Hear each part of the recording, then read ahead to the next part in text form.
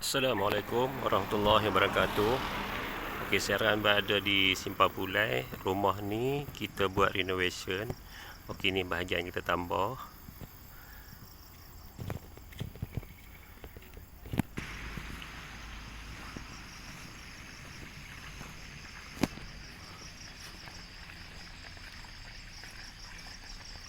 Okey, ni bahagian luaran.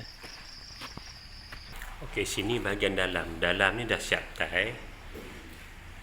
Okey, bahagian dalam. Okey, rumah ni kita buat renovation. Dia tambah ruang tamu dan bilik. Satu bilik. Okey, bilik ni pun besar juga.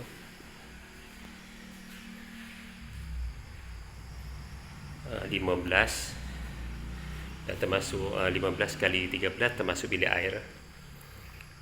Okey, bilik air dia. Okey, di bahagian sini. Okey, dia fully tile.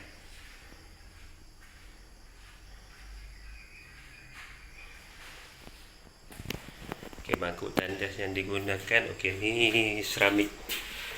Okey, ni pun seramik satu set.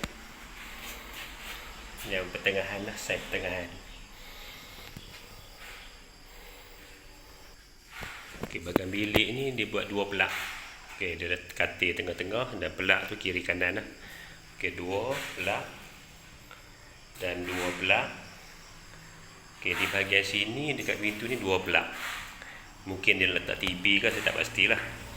Okey, situ mungkin dia cas handphone. Okey, di sini di bilik air ni satu switch lampu dan satu switch water heater, pelak water heater. Tile yang digunakan 2x2.